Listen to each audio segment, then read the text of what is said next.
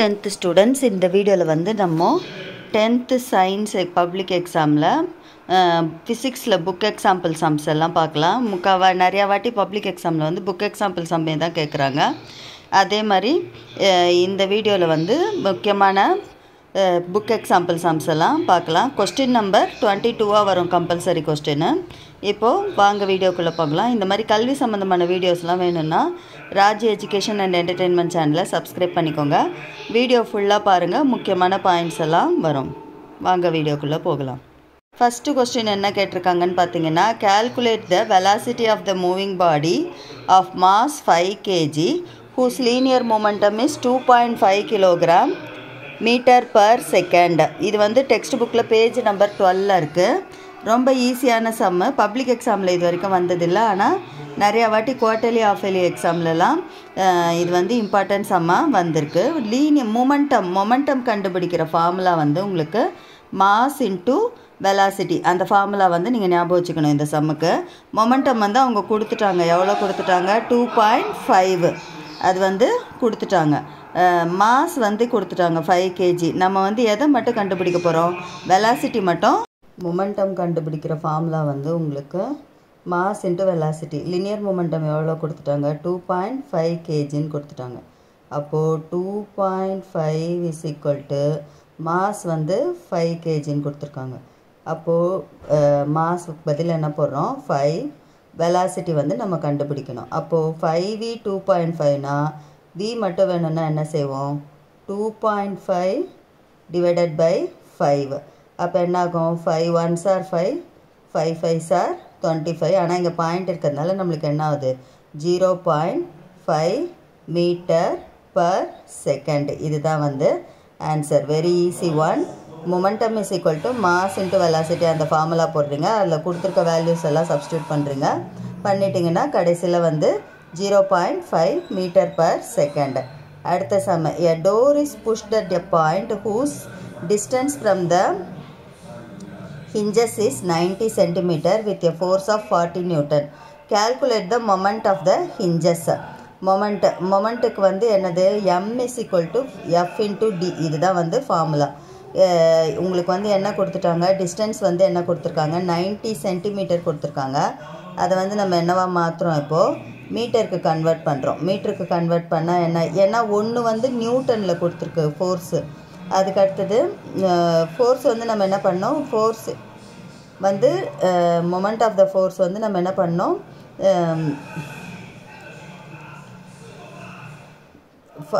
40 கொடுத்துருக்காங்க, நியூட்டனில் கொடுத்துருக்காங்க. அதனால் என்ன செய்கிறோம்? இது 90 சென்டிமீட்டரை வந்து மீட்டராக மாற்றிக்கிறோம். 0.9. m is equal to f into d.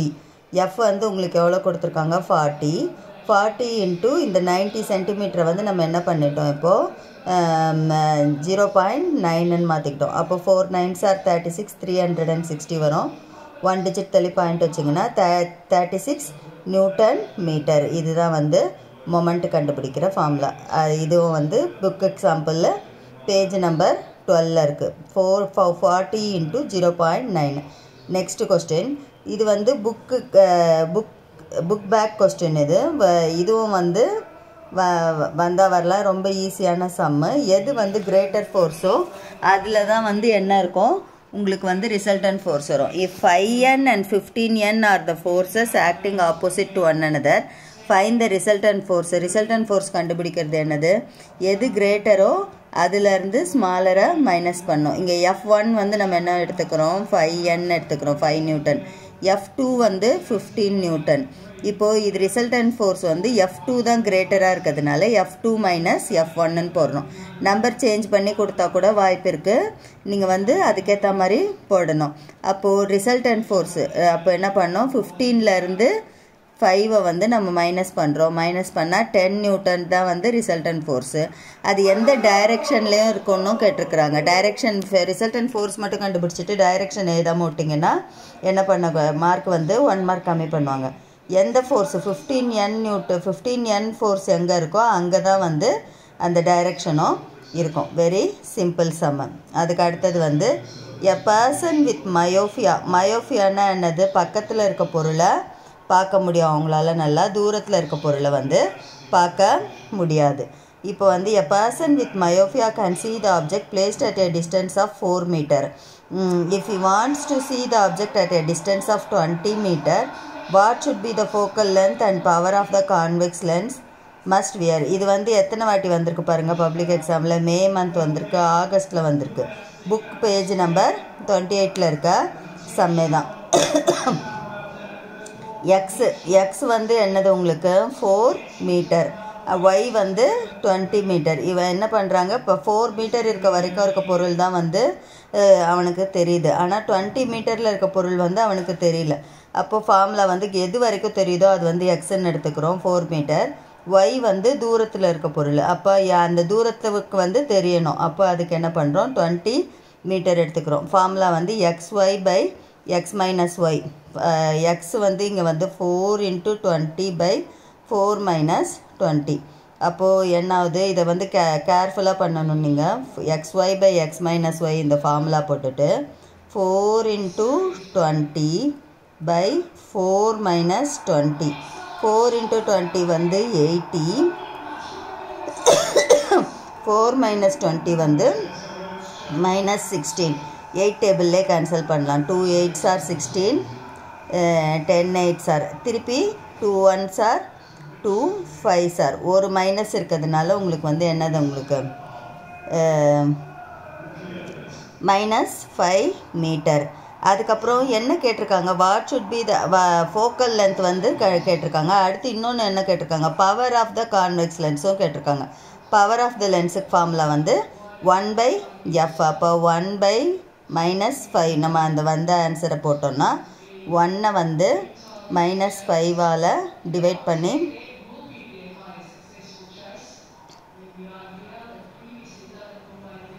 1 வந்து -5ஆல் டிவைட் பண்ணுறோம்.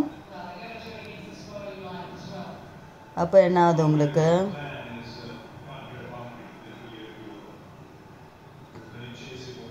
ஒன்றை -5ஆல் டிவைட் பண்ணால் ஃபஸ்ட்டு அடங்காது. என்ன பண்ணுறோம், 0 பாயிண்ட் வச்சுட்டு 0 சேர்க்குறோம். அப்போது 2 வருது. 10 5 2s are 10 0. அப்போது -0.2 டயாப்டர் அந்த யூனிட்டோட எழுதணும். இந்த சம் இன்னொரு வாட்டி சொல்லித்தர பாருங்கள். XY by X minus Y.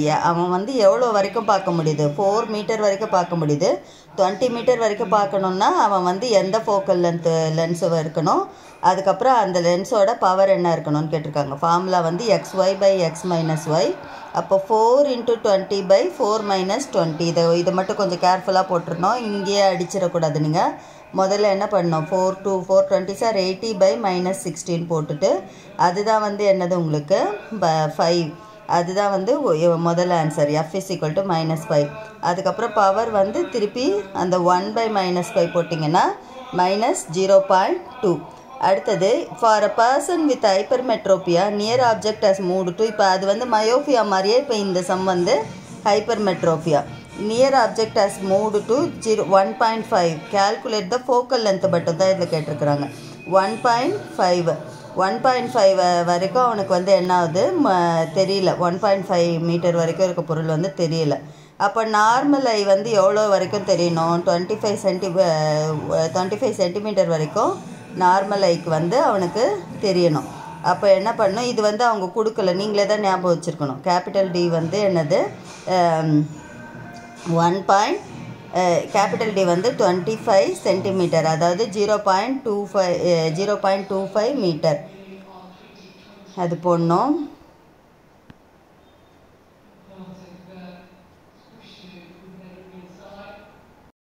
Small D வந்து அந்த சம்மில் எவ்வளோ கொடுத்துருக்காங்க, 1.5 கொடுத்துட்டாங்க. அவனுக்கு நியர்பை வந்து 1.5 கிட்ட போயிடுச்சு. நார்மல் ஐக்கு வந்து எவ்வளோ தெரியணும், 0.25 25 மீட்டர் வரைக்கும் தெரியணும். அதனால் இதை வந்து என்ன பண்ணிட்டாங்க, 0.25 அது நீங்களே ஞாபகம் வச்சுருக்கணும். 1.5 into 0.25 டிவைடட் பை 1.5 minus 0.25. இது வந்து என்ன பண்ணுறீங்க, அப்போ முதல்ல இன்ட்டு பண்ணுறீங்க. 25 டேபிளில் போட்டாலும் சரி, இல்லை 15 டேபிளில் போட்டிங்கனாலும் சரி. மல்டிப்ளை பண்ணிங்கன்னா என்ன வரும், 0.375. 1.5ல் 0.25 போயிடுச்சுன்னா 1.25. அப்போது என்ன ஆகுது, 25 டேபிள்லேயே கேன்சல் பண்ணிங்கன்னா 0.3 மீட்டர் ஃபோக்கல் லென்த் வரைக்கும் தான் இந்த சம்மில் கேட்டிருக்கிறாங்க. இது வந்து நிறையா 3 பப்ளிக் எக்ஸாமில் வந்திருக்கு. நம்பர் மாற்றி கூட கேட்டிருக்காங்க இதே மாடல் சம்மு. If a charge of 12 coulomb flows through a bulb in 5 seconds, what is the current flowing through the bulb? Number change பண்ணி கூட இது கேட்டிருக்கிறாங்க, நிறையா வாட்டி வந்திருக்கு. சார்ஜ் வந்து என்னது Q. சார்ஜ் வந்து எப்பவுமே எப்படி ரெப்ரசன்ட் பண்ணுவோம், Q 12C. டைம் வந்து 5 செகண்ட். இதை வந்து நம்பர் சேஞ்ச் பண்ணியும் கேட்கலாம். ஃபார்முலா வந்து கரண்ட் கண்டுபிடிக்க சொல்லியிருக்காங்க. கரண்ட் கண்டுபிடிக்கிற ஃபார்முலா வந்து சார்ஜ் பை டைம், அதாவது Q பை T. Q வந்து அவங்களே கொடுத்துட்டாங்க 12/5. 12 வந்து 5ல் டிவைட் பண்ணிங்கன்னா எப்படி வரும், பாயிண்ட் வரும். 12 வந்து 5ல் டிவைட் பண்ணிங்கன்னா 2 5s are 10, பேலன்ஸ் 2. இப்போ வந்து என்னாவது இல்லைன்றதுனால பாயிண்ட் வைக்கிறோம். 0 5 4s are 20, 0. அப்போது 2.4 ஆம்பியர். இதுதான் வந்து ஆன்சர். 10 5ன்னு போட்டு கூட இதில் வந்து கேட்டிருக்காங்க. நிறையா வாட்டி வர்றது. ஃபார்முலா ஃபஸ்ட்டு எழுதுறீங்க, I = Q/T. அதுக்கப்புறமா அந்த கொடுத்துருக்க வேல்யூ சப்ஸ்டியூட் பண்ணி I வந்து கண்டுபிடிக்கிறீங்க. If the work done in moving a charge of 5 coulomb across 2 points in a circuit is 100 joule. What is the potential difference between the point? Potential difference கண்டுபிடிக்கிற formula வந்து work done divided by charge. Work done அவங்க வந்து கொடுத்துட்டாங்க 100J. Charge வந்து 10C கொடுத்துட்டாங்க. அப்போது 100/10 volt. இதுதான் வந்து ஆன்சர். பொட்டன்ஷியல் டிஃப்ரென்ஸ் கேட்டிருக்காங்க. புக்கில் பேஜ் 44 45ல் இருக்குது. Very simple sum. இந்த வாட்டி வந்தால் வரலாம். இது வரைக்கும் கேட்காத sum. Calculate the resistance of a conductor through a current of 2 ampere pass when the potential difference between its end is 30 volt. இதுவும் very simple sum. V = IR அந்த ஃபார்முலாவிலேருந்து ஓம்ஸ் லாவிலேருந்து போடுறோம். R = V = IR அப்படின்னா இதிலேருந்து R தான் நம்மளை வந்து கண்டுபிடிக்க சொல்லியிருக்காங்க. R = V/I வரும். Very simple one. V வந்து 30 வோல்ட் அவங்களே கொடுத்துட்டாங்க. I வந்து 2 ஆம்பியர் அவங்களே கொடுத்துருக்காங்க. 30/2 போட்டிங்கன்னா என்னாவது அப்படியே கேன்சல் பண்ணிட்டு 15 ஓம். அந்த யூனிட்டோடு போடுறீங்க ஆன்சர். புரியுதா? 15 ஓம். அடுத்தது 9th சம்மு.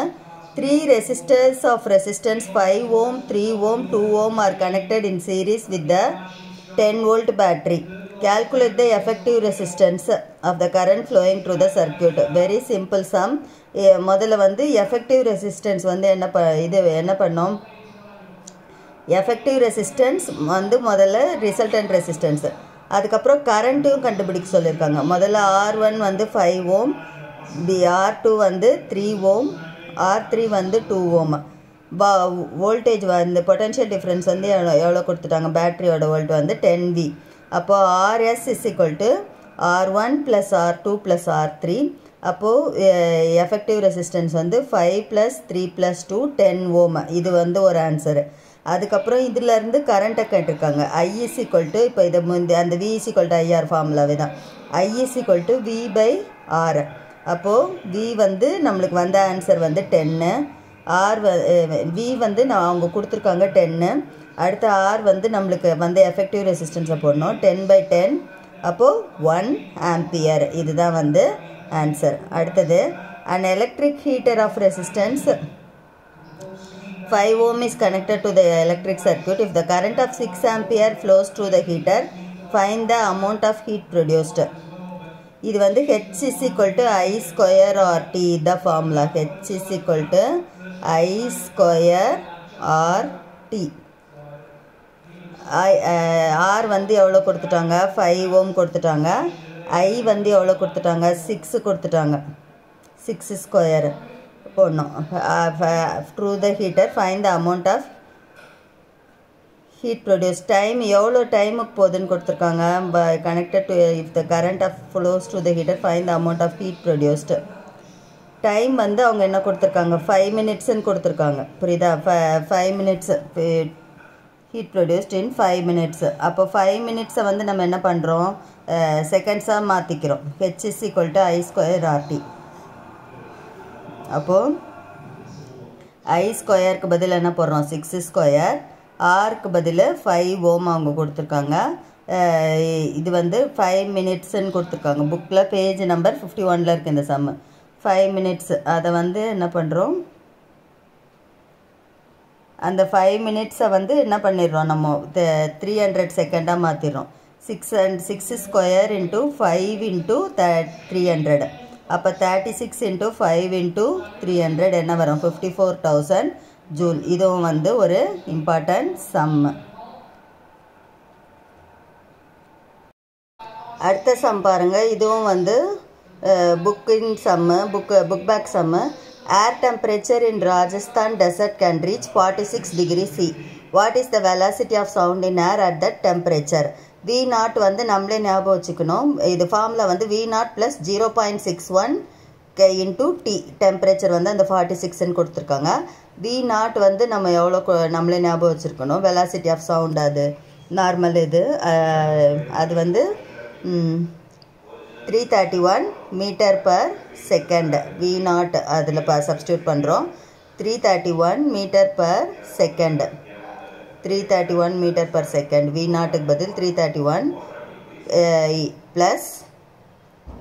ப்ளஸ் கொடுக்கணும். இங்கே 331 ப்ளஸ் 0.61 வந்து அங்கே ஃபார்முலாலே இருக்குது. 0.61 T வந்து 46 டிகிரி C. 0.61 இன்ட்டு 46 வந்து என்ன வரும் உங்களுக்கு 28.06 வரும். அப்போ 331 ப்ளஸ் இங்கே இன்ட்டுக்கு பதில் என்ன போடணும் உங்களுக்கு ப்ளஸ் போடணும். 331 ப்ளஸ் 28.06 அது போட்டிங்கன்னா 0.61 46ஆல் இன்ட்டு பண்ணால் 28.06 வரும். பண்ணால் 359.06 மீட்டர் பர் செகண்ட். இது வந்து புக் பேக் சம்மே தான். அடுத்து a sound wave with the frequency of 200 Hz V is equal to n lambda. இந்த சம்மு ஃப்ரீக்வன்சி வந்து என்னது உங்களுக்கு C, அது n.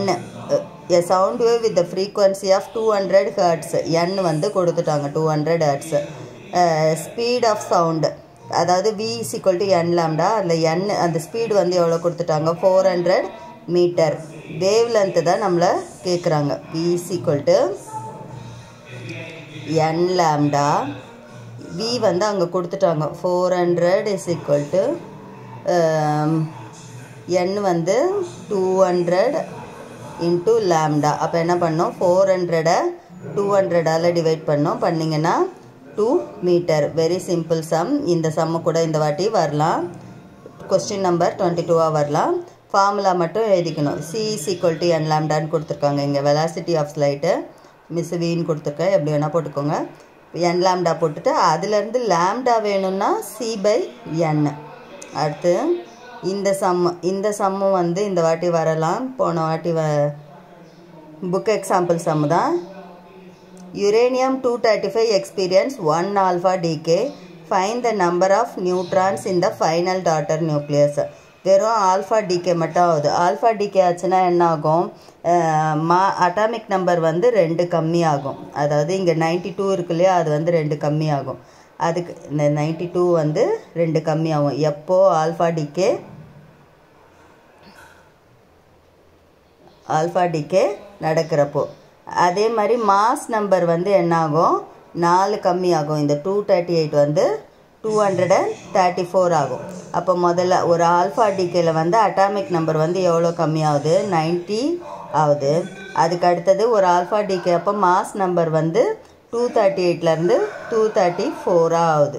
அப்போ இது ரெண்டுத்துக்கும் இருக்க டிஃப்ரென்ஸ் தான் வந்து number of neutrons. 234 minus 90 is equal to 144. இப்போ 6th லெசன் வந்தாச்சு. அடுத்த சம் இது வந்து உங்களுக்கு செப்டம்பர் பப்ளிக் எக்ஸாமில் கேட்டிருக்காங்க. A beam of light passing through a diverging lens of focal length 0.3 meter appear to be focused at a distance of 0.2 meter behind the lens. Find the position of the object. இப்போ F is equal to UV by U plus V அந்த ஃபார்முலானா போடலாம். இல்லைனா 1 by f is equal to ஆப்ஜெக்ட்டுக்கு தான் கேட்டிருக்காங்க, u தான் நம்மளை கண்டுபிடிக்க சொல்லியிருக்காங்க. ஃபார்முலா வந்து 1 by f is equal to 1 by v minus 1 by u. இப்போ 1 by u மட்டும் இதிலேருந்து வேணும்னா 1 by v minus 1 by f.